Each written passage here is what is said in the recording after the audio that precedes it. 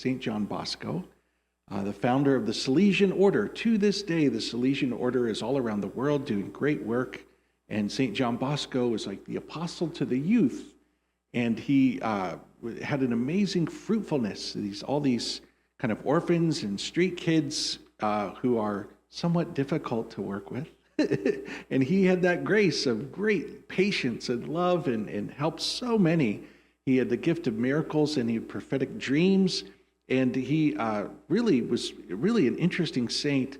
And on top of that, a number of people tried to assassinate him. He made enemies, and his guardian angel would often show up in the appearance of a black dog to defend him. So that's pretty cool. So St. John Bosco. Bless the Lord, O my soul, bless. Hi, thanks for tuning in to Everything Catholic again. And as you know, here we mostly focus on the lives of the saints, and I, for one, really love learning and reading up about their stories and the many lessons they shared with us before. So for this video, I would like to share this clip of Father Luke Mary Fletcher, where he talked a little bit about the saints and sufferings. It's a very beautiful message shared here by Father Fletcher, so I hope you'll find this edifying.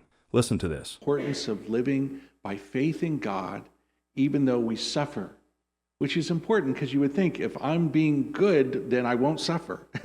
Wrong.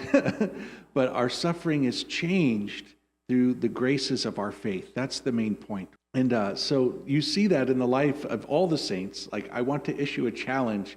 Find a canonized saint who didn't suffer. I'll save you some time. Don't bother looking. There are none.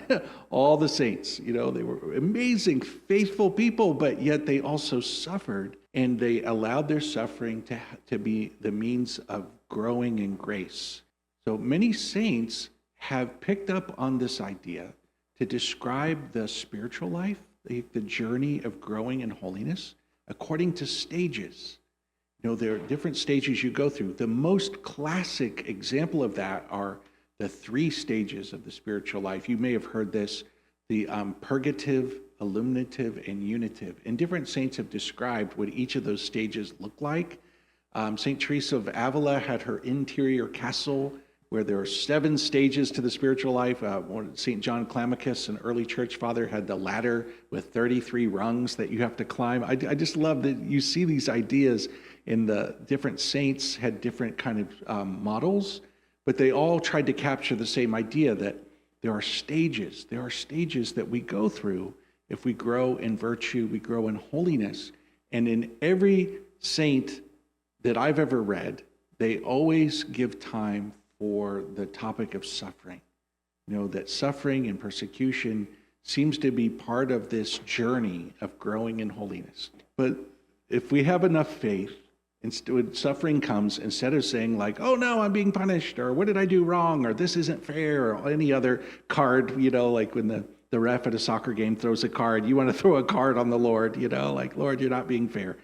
Rather, our faith allows us to see, God is allowing this, and maybe if I pray, if I accept it, in the spirituality of the children of Fatima, I'm going to offer it up, make of it a sacrifice, that it helps us to grow. It helps us to be conformed to Christ. It helps us to make progress in our spiritual life. You'll see it in the life of St. John Bosco. You'll see it in some of the talks that he gave to the boys, as he formed them, the orphans.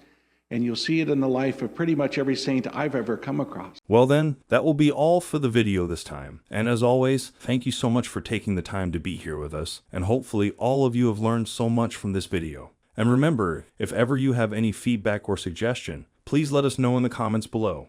And from the bottom of my heart, thank you so much for your continuous support, contributions, and prayers. And until the next one, thanks again for watching, and may God bless you.